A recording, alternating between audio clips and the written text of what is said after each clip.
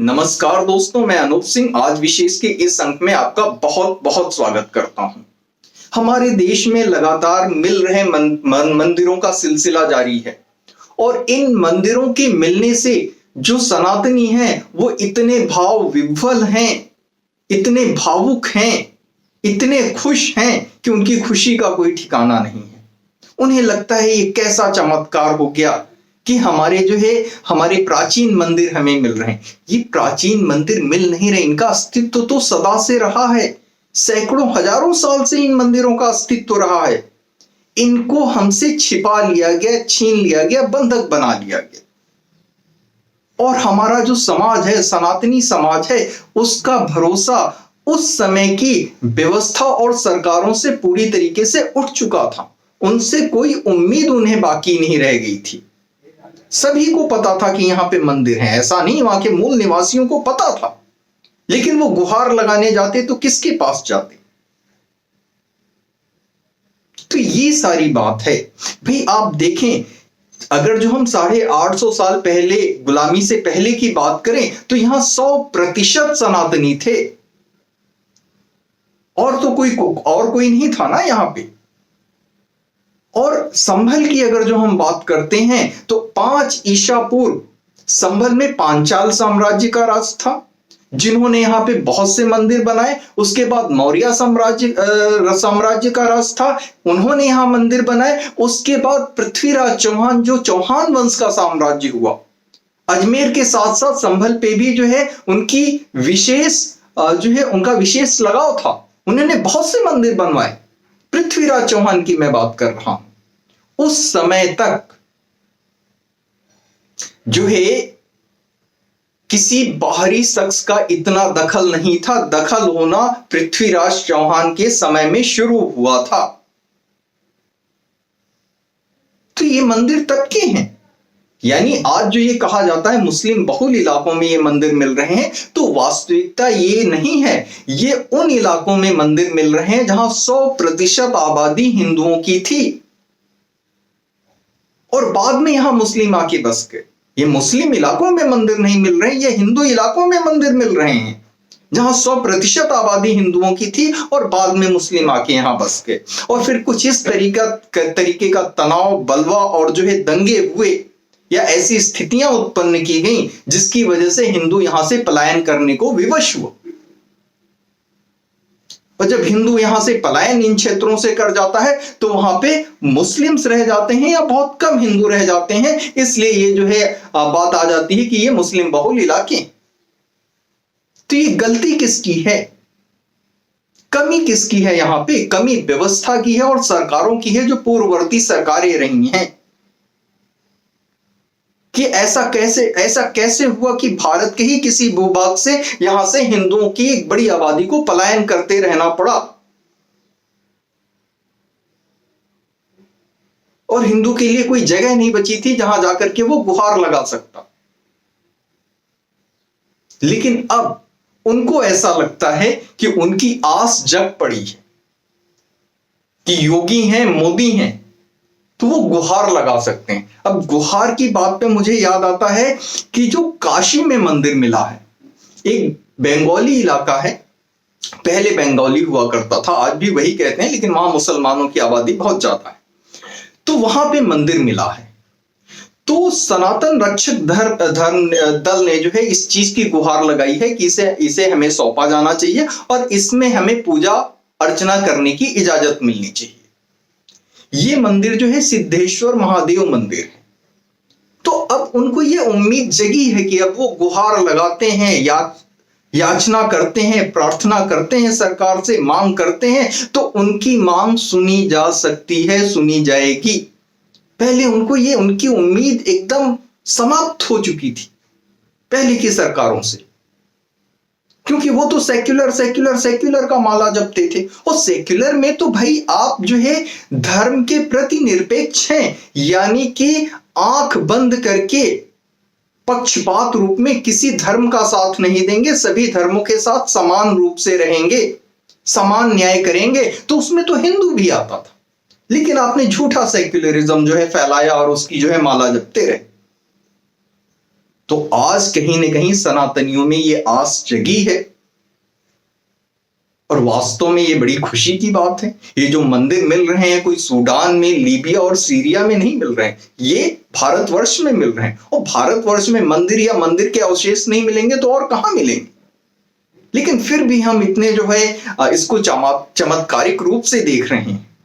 और वास्तव में इतने वर्षों के जो है दमन के बाद, इतने वर्षों तक ऐसी सरकारें जिन्होंने सनातनियों की उपेक्षा की, उनकी मनोभावनाओं की कद्र नहीं की, उनकी आस्था की कद्र नहीं की, फिर ऐसा होता है तो इसको चमत्कार मान लेना जो है स्वाभाविक ही है। भाई सनातन धर्म की हम बात कर रहे हैं, 40 लाख वर्ष पुराना है हमारा सनातन धर्म। सबसे पहले जो है सतयुग आता है, फिर त्रेता युग आता है, फिर द्वापर युग आता है और कलयुग आता है। हमारे पास तो लिखित वर्णन भी है कि हर युग कितने कितने वर्षों का है। तो 40 लाख वर्ष पुराना जो है सनातन धर्म है। और इसके अलावा जितने भी धर्म या संप्रदाय हैं अस्तित्व में, कोई भी 2-2.5 साल से ज्यादा पुराना नहीं। तो कहां 40 लाख वर्ष और कहां 2-2.5 वर्ष, अंतर आप स्वयं देखें।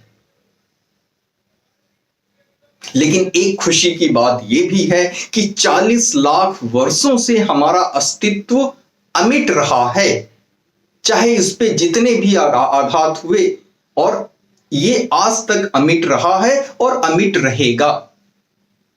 अब संभल की हम बात कर लेते हैं कि संभल में एक मंदिर मिला आज से 5-6 दिन पहले, शिव मंदिर मिला। उसे जो है संभलेश्वर महादेव मंदिर कहा जा रहा है।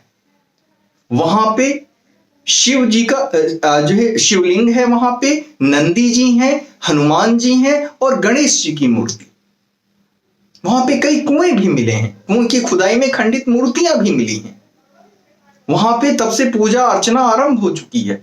कुछ दूरी पे चल के फिर एक संभल में मंदिर मिला जिसे राधा कृष्ण मंदिर कह रहे हैं। वहां पे राधा कृष्ण की मूर्तियां हैं और हयात नगर में ये मिला है, राधा कृष्ण की मूर्तियां हैं और हनुमान जी की मूर्तियां।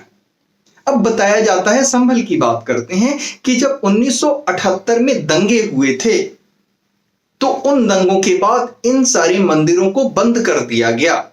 ऐसी दहशत फैल गई। और दहशत फैलती कैसे? दंगे हुए और दंगाइयों को सजा दे दी जाए तो दहशत नहीं फैलती है। दहशत तब फैलती है जब दंगाई दंगा करके बच निकले और जिनके साथ दंगा हुआ है उनको न्याय के लिए कहीं पे उनके लिए कोई स्थान नहीं बचता है, कोई उम्मीद नहीं बचती है, कोई जगह नहीं बचती। बात को ठीक से समझिएगा। दंगाई दंगा करता ही है, उसके नेचर में दंगा करना है, लेकिन सरकार और सिस्टम का यह काम है, न्यायालय का काम है कि उनको शीघ्रातिशीघ्र और जितना कठोर से कठोर दंड हो सके वो दिया जाए।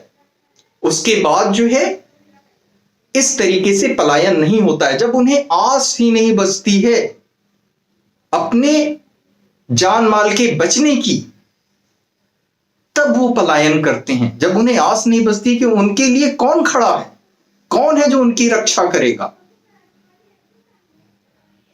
तो इस समय योगी और मोदी में उन्हें वो आस दिख रही है, इसलिए लोग आगे बढ़ के आ रहे हैं कि अब हमारी सुनी जाएगी, अब हम भी गिने जाएंगे गिनती में। हमारे ही देश में जहां हम सब कुछ थे, बाद में हमें गिनती में गिना जाना भी छोड़ दिया गया पूर्ववर्ती सरकारों के द्वारा। 1978 के दंगे की बात मैं कर रहा था। वहां पे एक व्यवसायी थे, बड़े व्यवसायी थे, तो जो भी उनके पास मदद के लिए पहुंचता था वो उधार लेने के लिए, उधार सामान लेने के लिए किसी को मना नहीं करते थे। उन्होंने हाथ खोल के सबका जो है सबकी सहायता की। जब 1978 के दंगे होते हैं संभल में तो उनको लोग पकड़ लेते हैं। एक्चुअली क्या होता है कि बाजार में कुछ हिंदू होते हैं जो फंस जाते हैं, तो उनको वो अपने यहां एक गोडाउन में ला करके छिपा देते हैं। उनकी जान बचाने के लिए। और ये भरोसा होता है कि मैं तो यहाँ का वासी हूं, मैं यहाँ का निवासी हूं, मुझे तो सभी जानते हैं, मेरा सभी के साथ सौहार्दपूर्ण रिश्ता रहा है, मैंने सबकी मदद की है, तो मेरे साथ कोई बुरा नहीं करेगा। लेकिन यहीं पे वो गलत थे। उनको दंगाई पकड़ते हैं और उनके हाथ ये कह के काट देते हैं कि तुम इन्हीं हाथों से अपने उधार के पैसे मांगने आओगे। उनके पैर ये कह के काट देते हैं कि तुम इन्हीं पैरों से चल के उधार के पैसे मांगने आओगे, और फिर बाद में उनका गला ही काट देते हैं। और जो उन्होंने गोडाउन में 2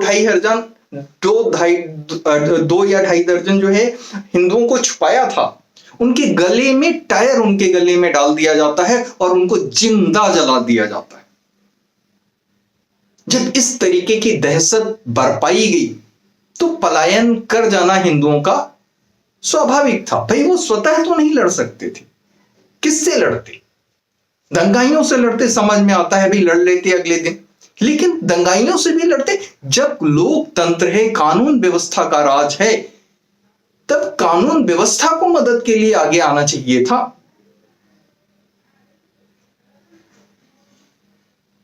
तो ये चीज है।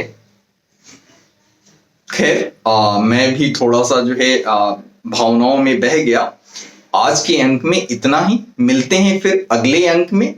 चैनल को लाइक करें, सब्सक्राइब करें और शेयर अवश्य करें। YouTube पे मैं नया हूं, चैनल को कृपया सब्सक्राइब अवश्य करें। धन्यवाद।